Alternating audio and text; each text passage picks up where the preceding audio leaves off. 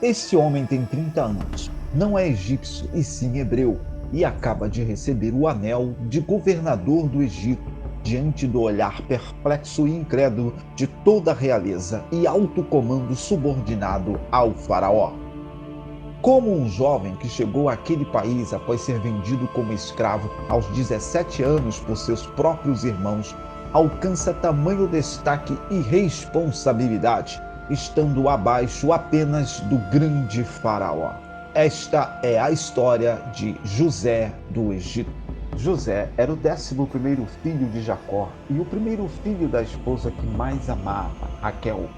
O capítulo 30 do livro de Gênesis descreve toda a disputa entre Raquel e sua irmã Lia, as duas esposas de Jacó. Raquel não podia ter filhos e sofria muito com isso. Porém, a Bíblia diz que Deus lembrou-se de Raquel e a tornou fértil. Então ela deu à luz ao seu primeiro filho, José, e depois ao segundo, Benjamim. O nome de José vem do hebraico Yosef e significa que Deus acrescente ou possa acrescentar. Sua mãe lhe pôs esse nome na esperança de poder ter outros filhos, a partir de sua madre aberta por Deus. Nessa época, seu pai Jacó tinha cerca de 90 anos de idade e também era o período em que os faraós se sucediam no reinado do Egito Antigo. Por ser o filho gerado pela esposa amada, José era o filho preferido de Jacó.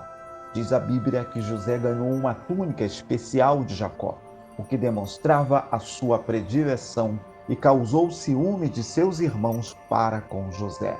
Ignorando José que seus irmãos tinham certa inveja e descontentamento em relação a ele, o rapaz lhes conta 2 sonhos, nos quais a família de José se curvava diante dele. Certo dia, sendo José enviado por seu pai ao encontro de seus irmãos no deserto, onde cuidavam do rebanho, motivados pelo ciúme, os irmãos de José decidiram que o matariam, mas foram impedidos pelo irmão mais velho, Rúben, e vendo eles que passava uma caravana de ismaelitas, decidiram vendê-lo como escravo. Chegando ao Egito, José foi vendido pelos ismaelitas a Potifar, poderoso oficial da guarda de Faraó. Devido à intervenção divina, José começou a prosperar na casa de Potifar, sendo promovido a supervisor da casa. A esposa de Potifar começa então a se interessar pelo rapaz e tenta seduzi-lo. O jovem, porém, era temente a Deus e não se submeteu aos desejos da mulher de Potifar. Numa última tentativa de sedução, sem sucesso mais uma vez, a mulher, fazendo acusações contra José, convence o seu marido que havia sido ela atacada por José. Acreditando Potifar na história que sua esposa lhe contou, manda José para a prisão. Mesmo na prisão, José é abençoado por Deus e logo ocupa uma posição de destaque entre os presos. Ali, ele conhece 2 funcionários do palácio, um padeiro e um copeiro que estavam presos aguardando o julgamento de Faraó.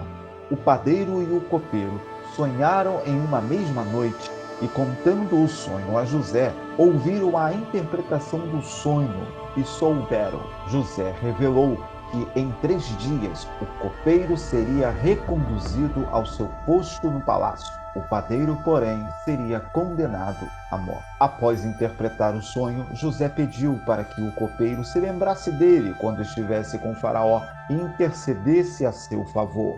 2 anos se passaram e certo dia Faraó teve um sonho.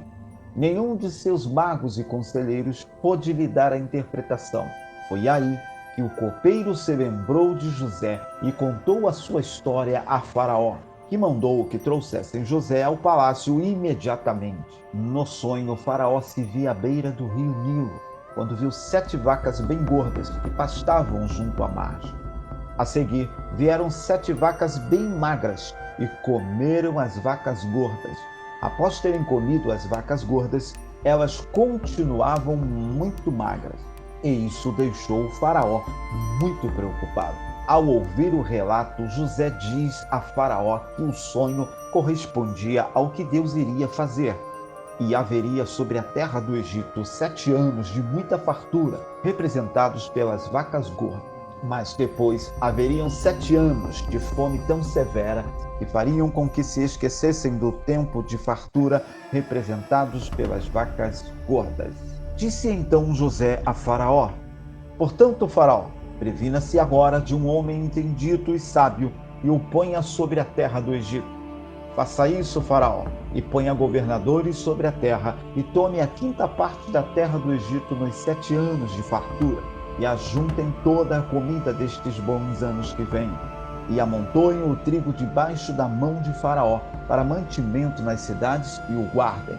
Assim, será o mantimento para provimento da terra para os 7 anos de fome que se haverá na terra do Egito, para que a terra não pereça de fome.